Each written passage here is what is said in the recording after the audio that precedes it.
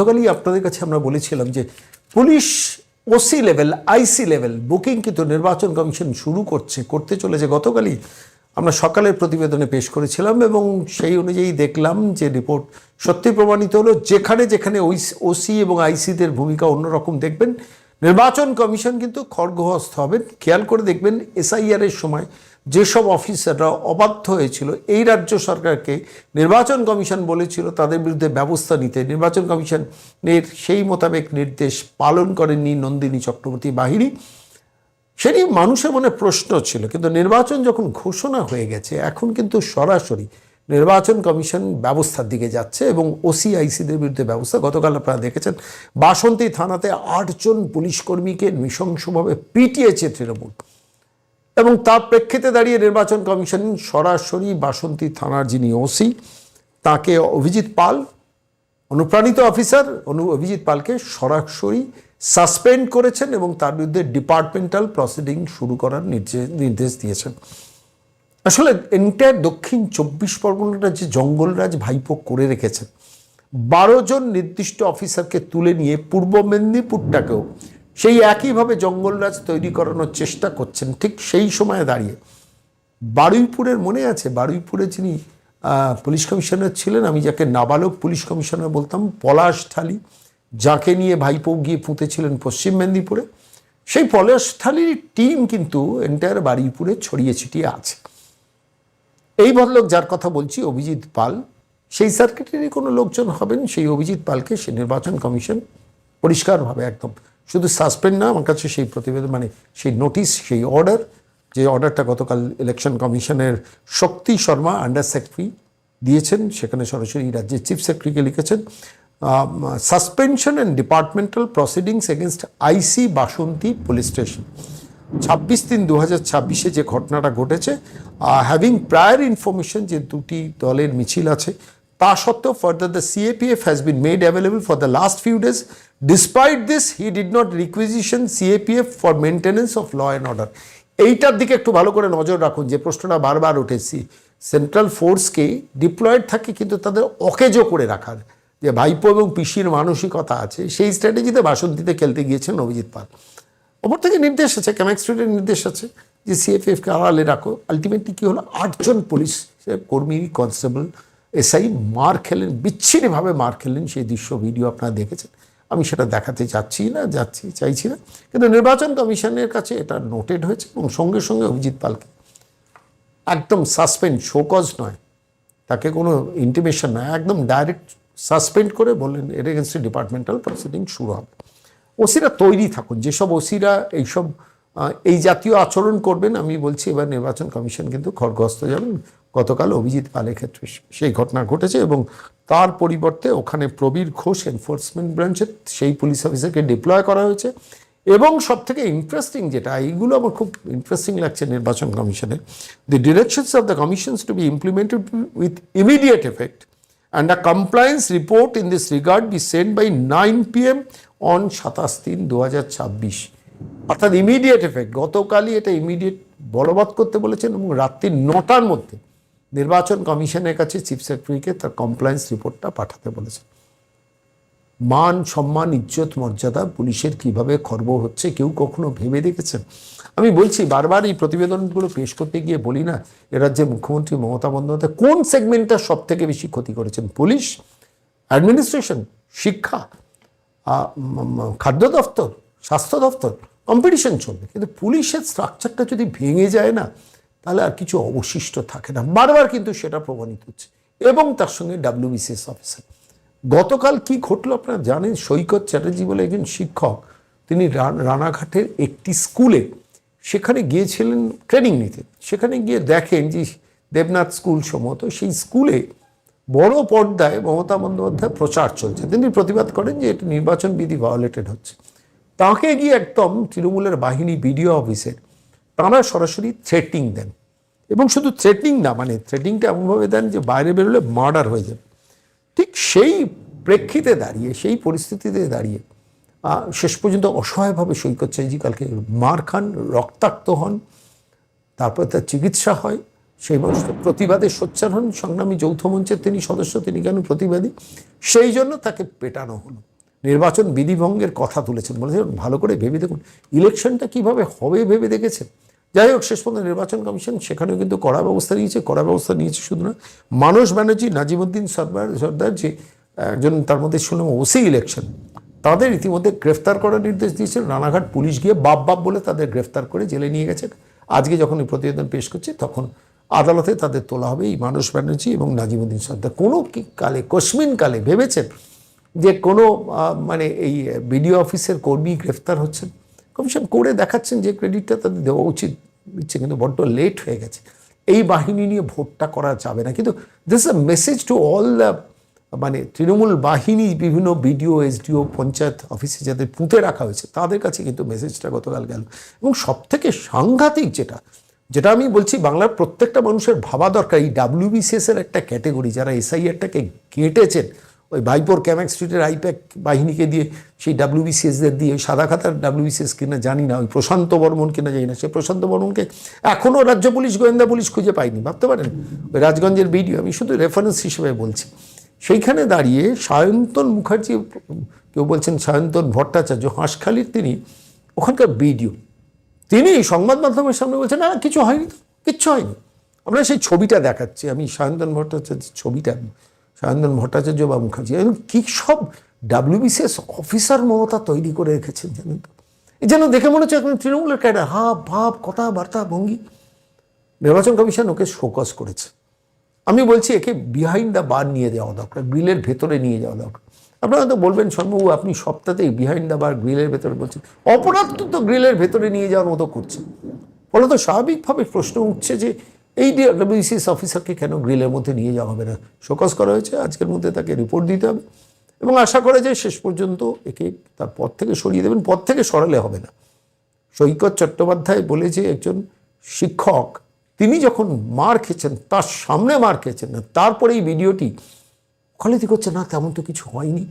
আমি বলছি এও কিন্তু আরও বড় অপরাধী। অপরাধকে যিনি করেন না, স্পন্সার করেন, তিনি কিন্তু একজন অপরাধী। দেখুন, অপরাধী অপরাধ করে, তার ক্রিমিনাল মাইন্ডসেট থাকে, কিন্তু সেই ক্রিমিনাল মাইন্ডসেটকে যারা স্পন্সার করে, সে পুলিশ অফিসার হতে পারেন, ডাব্লিউবিসিএস অফিসার হতে পারেন, তারা কিন্তু আরও বিপজ্জনক সমাজের পক্ষে। এই সায়ন্তন মুখার্জি বা ভট্টাচার্য এ কিন্তু আরও সমাজের পক্ষে আরও সাংঘাতিক বিপজ্জনক। ভেবে দেখবেন, কারণ এর জন্য একজন শিক্ষক মার খাচ্ছে না, তারপরে চোখ পাল্টি করছে। নির্বাচন কমিশন ধরে বলছে এক্ষুনি জানাও। যাই হোক, শেষ পর্যন্ত প্রেস কনফারেন্স করতে বসলেন, দেখলাম নদিয়ার যিনি জেলা শাসক। আমি বলছি, বাংলার মানুষকে বলছি, মমতা বন্দ্যোপাধ্যায় যে জঙ্গল রাজত্ব তৈরি করে রেখেছেন না, এগুলো তার টুকরো টুকরো উদাহরণ। বাসন্তী বলুন, রানাঘাট বলুন। গতকাল দেখছিলাম, এটি যদিও কিছু করবে না, যে একটা সুপ্রিম কোর্টের রায়ের পর আসানসোল দুর্গাপুর কমিশনারেটের 10 জন ওসি ডিটেলস চেয়ে পাঠিয়েছে রাজ্য পুলিশের কাছ থেকে। দেবে কিনা জানি না, ইডিওর উপর আমার আস্থা নেই, বলতে ইডি কিছু করবে বলে আমার নিজের বিশ্বাস হয় না, কিন্তু চেয়ে পাঠিয়েছেন। নতুন করে কয়লা ওই আইপ্যাক এর কেসটা যার সঙ্গে জড়িত আছে, সেখানে 10 জন ওসি টাকা তোলার সার্কিটে জড়িত, কি তারা লিস্ট চাইলো কেন? 1। 2 নম্বর, আরেকটা তথ্য আপনাদের কাছে দিই। রাজগঞ্জের বিডিও প্রশান্ত বর্মন, তিনি নীল আলো জ্বালানো গাড়ি, ম্যাজিস্ট্রেট লাগানো গাড়ি করে তিনি ঘুরছেন উত্তরবঙ্গে। তিনি এখন তৃণমূলের ভোট ম্যানিপুলেটর হচ্ছেন। সুপ্রিম কোর্ট তার জামিন বাতিল করেছে। কত বড় নরক রাজত্ব মমতা অভিষেক চালাচ্ছে, এটা তার একটা উদাহরণ। তেমনি আরও একটা উদাহরণ, বুদবুদ থানার ওসি, মনে আছে মনোরঞ্জন মণ্ডল, 4 বার ইডি তাকে ডেকে পাঠিয়েছে। তিনি নির্দিষ্ট একটি থানায় গিয়ে তারা ওসি করা হয়েছিল, রাতারাতি তাকে দিয়ে গিয়ে স্পেশাল ব্রাঞ্চে ঢুকিয়ে রেখা হলো মনোরঞ্জন মণ্ডলকে। তার দেখা নাই, তাকে আর খুঁজে পাচ্ছে না রাজ্য পুলিশ, ইডি তো খুঁজে পাচ্ছে না। স্বাভাবিকভাবে মনোরঞ্জন মণ্ডলকে 4 বার ডাকা হয়েছে এবং তিনি প্রকাশ চেক নিয়ে ঘুষ নিয়েছেন। বড় ফেরেববাজ ভাইপো। যাই হোক, তো সেই মনোরঞ্জন মণ্ডলের দেখা নাই, ওখানে প্রশান্ত বর্মনের দেখা নেই। আমি বলছি মমতা বন্দ্যোপাধ্যায়, অভিষেক বন্দ্যোপাধ্যায়ের জঙ্গল রাজত্বের এগুলো টুকরো টুকরো উদাহরণ। আমি এই কথাটা বলার পর আমি একটু গতকালের কিছু পলিটিক্যাল ডেভেলপমেন্ট সম্বন্ধে আপনাদের অবহিত করবো ইন নাটসেল। প্রথম কথা হচ্ছে, ভারতবর্ষের প্রধানমন্ত্রী বিভিন্ন রাজ্যের মুখ্যমন্ত্রীদের সঙ্গে বৈঠক করেছেন। 5টা রাজ্যে যে নির্বাচন হচ্ছে, সেই 5টা রাজ্য বাদে পরিষ্কারভাবে গতকালের মিটিংয়ে সিনপসিস যা প্রকাশ্যে এসছে, কোনো লকডাউন হবে না।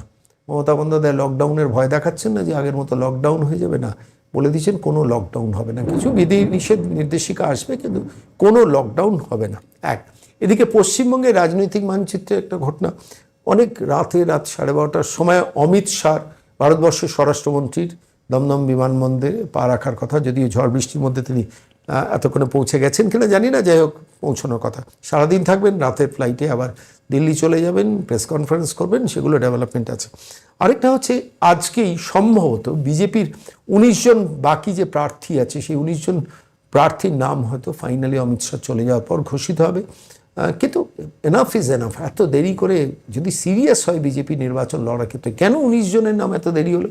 কে প্রশ্ন করবে, কেই বা উত্তর দেবে? আমরা তবু প্রশ্ন করি, সংবাদ মাধ্যম সে প্রশ্নটাও করে না। ওদিকে কংগ্রেস বলে একটা দল আছে, আপনারা জানেন, রাহুল গান্ধী, প্রিয়াঙ্কা গান্ধী, সোনিয়া গান্ধী যারা নেতৃত্বে আছে, সেই কংগ্রেসের প্রার্থী তালিকার দেখা নাই রে, দেখা নাই। যেমন বিজেপির 19 জন প্রার্থী তালিকা দেখা নেই, কংগ্রেসেরও প্রার্থী তালিকা দেখা নেই। শোনা যাচ্ছে অধীর চৌধুরী বহরমপুরে লড়বেন, আর কে কোথায় লড়বেন জানি না, কিন্তু যাই হোক তারা 294টা আসনেই কন্টেস্ট করবেন শোনা যাচ্ছে। এই গেল একদিকে। অন্যদিকে হচ্ছে বামপন্থীদের সঙ্গে আইএসএফের আবার জট হয়েছে, নৌসাদ সিদ্দিকির সঙ্গে বিমান বসু, সেলিমদের আবার জট কিছু কিছু আসন নিয়েছে। কবে বলুন তো নির্বাচনের রেজাল্ট বেরোনোর পর কি জট ছাড়বে জানি না, কে উত্তর দেবেন। বামপন্থীরা ভাবুন, অন্তত বিজেপি যেমন 19 জন প্রার্থীর নাম এখনও ঘোষণা না করে অন্যায় করছেন বাম মানে তৃণমূল বিরোধী জনতার প্রতি, যেমন কংগ্রেস ছেড়ে দিন, দলটার আর অস্তিত্ব নেই, আমি সে নিয়ে কথা বলবো না, কিন্তু বামপন্থী আইএসএফ জোট এতদিন ধরে নৌসাদ সিদ্দিকি ওই আলিমুদ্দিন স্টেডিকে এত বৈঠক করলেন, তাহলে কিসের রেজাল্ট? সেই জট যদি ছাড়াতে না পারেন, আমার খালি মনে হচ্ছিল এইসব জায়গায় অনিল বিশ্বাস থাকলে বোধহয় জট এতক্ষণে খুলে যেত, কিন্তু সেলিমদের দ্বারা এই কর্তব্যটা সমাপন কিছুতেই সম্ভব নয়। ওদিকে পশ্চিমবঙ্গে আরও একটা ঘটনা ঘটেছে, জঙ্গিপুর রণক্ষেত্র হয়ে গেছে। আমি জানি না এই পশ্চিমবঙ্গের মুক্তি কোথায়। এই মুহূর্তে দাঁড়িয়ে পশ্চিমবঙ্গের যা পরিবেশ পরিস্থিতি, আপনি ভাবুন তো, আদালতের অনুমতি নিয়ে রামনবমীর যাত্রা করতে হচ্ছে। আজকে জঙ্গিপুরের ওই ধরনের একটা নারকীয় ঘটনা ঘটলো, কেন ঘটবে, কিসের জন্য ঘটবে, কি কি কি মানে তাহলে আইনের শাসন, রাজ্যের শাসনটা কোথায়? একটু ভাবুন তো। আমি এই প্রশ্নগুলো আপনাদের কাছে করছি কেন, প্রত্যেক দিন করি এবং আমি প্রত্যেক দিন বলি আপনাদের যে, আর ওদিকে সরকারি কর্মচারীদের ডিএ, সেটাতে আবার SMS ঢুকছে, সেই সংখ্যা যে টাকা পাওয়ার কথা তার থেকে অনেক কম, সেটা নিয়ে আবার জট, মানে সেখানেও আরেকটা প্রতারণার কৌশল। বেসিক্যালি আদতে একটা সরকার কত বড় প্রতারক হতে পারে, প্রত্যেক দিন, প্রত্যেক ঘন্টা, প্রত্যেক মিনিটে বাংলার মানুষ টের পাচ্ছে। কিন্তু ওই 1,500 টাকার ভাতা, 1,500 টাকার লক্ষ্মীর ভাণ্ডার, এইসব করে বসে রাখার চেষ্টা করছেন মমতা বন্দ্যোপাধ্যায়। আমি শুধু বাংলার মানুষকে বলছি, শিক্ষিত, অসংখ্য শিক্ষিত বেকার, যে 22 লক্ষ ছেলে মেয়ে 2016 পরীক্ষা দিয়েছিলেন, তাদের ভবিষ্যৎটা ভাবুন তো যে মানে 16 লক্ষ ছেলে মেয়ে গ্রুপ ডি সামান্য 8,000 পোস্টের জন্য পরীক্ষা দিয়েছেন, যেসব অসংখ্য শিক্ষিত ছেলেমেয়েরা ঘরের কোণে প্রাইভেট টিউশনি করে সংসার চালাচ্ছেন, যে অসংখ্য সরকারি অবসরপ্রাপ্ত কর্মচারীরা সামান্য তাদের হকের ডিএ সারা ভারতবর্ষে যেটা পাচ্ছে, সেটা পাওয়ার জন্য অধীর আগ্রহে প্রতিদিন টিভি খুলে বসে থাকছেন, ডিজিটাল মাধ্যম খুলে বসে থাকছেন। কী অপরাধ করেছেন তারা? শুধু মমতা বন্দ্যোপাধ্যায়ের রাজত্বের তারা নাগরিক বলে? কী অপরাধ করেছেন সিভিক ভলেন্টিয়াররা? কী অপরাধ করেছেন প্যারা টিচাররা? কী অপরাধ করেছেন অসংখ্য কন্ট্রাকচুয়াল কর্মীরা? কী অপরাধ করেছেন ICDS কর্মীরা? কী অপরাধ করেছেন অঙ্গনওয়াড়ি কর্মীরা? কী অপরাধ করেছেন 65 লক্ষ পরিযায়ী বাঙালি ভিটে মাটি ছাড়া হয়ে বৃদ্ধ বাবা মাকে রেখে বাংলার বাইরে থেকেছে? আর সরকার মাইনে দিতে পারছে না, পেনশন দিতে পারছে না, ডিএ দিতে পারছে না, ঠিকাদারদের বিল পেমেন্ট করতে পারছে না, আর আপনারা চুপ করে থাকবেন? আমি বলছি, আপনারা যারা বাংলার বার্তার দর্শক আজও চুপ করে থাকে, আজকে আমি বলে দিই, আপনাদের কাছে প্রত্যেক দিন কিছু নির্দিষ্ট তথ্য নিয়ে ভোটারদের কাছে অ্যাপিল যাবে, পৌঁছবে।